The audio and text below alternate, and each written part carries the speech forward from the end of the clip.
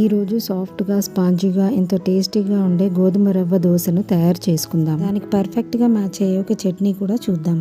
మరి ఆలస్యం చేయకుండా వీడియోలోకి వెళ్దాం. ముందుగా ఒక కప్పు గోధుమ రవ్వ తీసుకున్నాను. దీనిని బన్సీ రవ్వ లేదా గోధుమ రవ్వ అని కూడా అంటారు.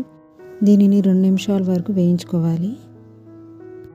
వేయించుకున్న ఈ గోధుమ రవ్వని ఒక గిన్నెలోకి తీసుకుందాం. దీంట్లోకి అరకప్పు అటుకులు వేసుకొని నీళ్ళతో 2 సార్లు కడుక్కోవాలి. కడిగిన గోధుమ రవ్వలోంచి నీళ్ళన్నీ పూర్తిగా తీయాలి. ఇప్పుడు అరకప్పు పెరుగు, అరకప్పు నీళ్లు వేసి బాగా మిక్స్ చేసుకోవాలి. దీన్ని ఒక 15 నిమిషాల వరకు నానబెట్టుకోవాలి. ఇప్పుడు దీనికి టేస్టీ చట్నీ తయారు చేసుకుందాం. ఒక ప్యాన్లో 1 టేబుల్ స్పూన్ నూనె, 1 టీ స్పూన్ శనగపప్పు, 1 టీ స్పూన్ మినపప్పు వేసి 1 నిమిషం పాటు వేయించి టేస్ట్కి తగ్గట్టు పచ్చిమిర్చి, ఎండుమిర్చి, 6 వెల్లుల్లి రెబ్బలు, మీడియం సైజు ఉల్లిపాయ. ఇక్కడ మీరు మొత్తం పచ్చిమిర్చితో అయినా మొత్తం ఎండుమిర్చితో అయినా చేసుకోవచ్చు. 4 మీడియం సైజ్ టమాటాలు, 1 టీ స్పూన్ ధనియాలు, 1 టీ స్పూన్ జీలకర్ర వేసి బాగా కలిపి దీంట్లోనే 1 నిమ్మకాయ సైజ్ అంత చింతపండు, కొద్ది కొత్తిమీర, పసుపు వేసి బాగా కలుపుకొని మూత పెట్టి 2 నిమిషాలు మగ్గించుకోవాలి. స్టవ్ ఆపేసి పక్కకు తీసుకొని పూర్తిగా చల్లార పెట్టుకొని మిక్సీ జార్లోకి వేసుకొని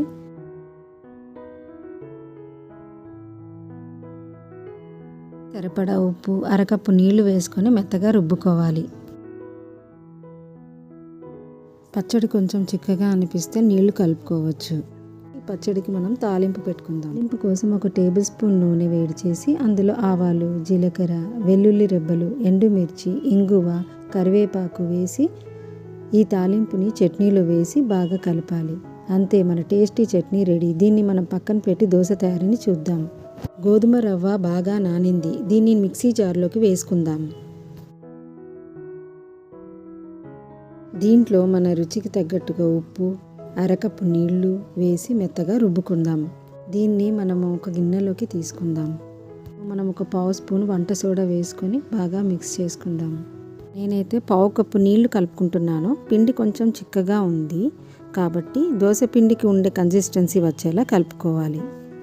నేనైతే క్యాస్ట్ ఐరన్ పెనం వాడుతున్నాను. అందుకే ముందుగా కొద్దిగా నూనె రాసి గ్రీస్ చేసుకుంటున్నాను.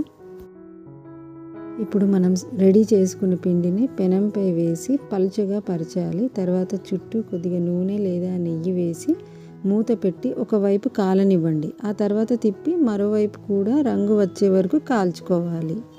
అంతే, ఎంతో సాఫ్ట్గా, స్పాంజీగా, టేస్టీగా ఉండే గోధుమ రవ్వ దోశలు రెడీ. ఇప్పుడు ఈ దోశలను సర్వ్ చేసుకొని మనం ముందుగా సిద్ధం చేసుకున్న చట్నీతో తింటే చాలా రుచిగా ఉంటుంది. ఈ గోధుమ రవ్వ దోశను తప్పకుండా ట్రై చేసి ఎలా వచ్చిందో కామెంట్లో తెలియచేయండి. Thank you for watching.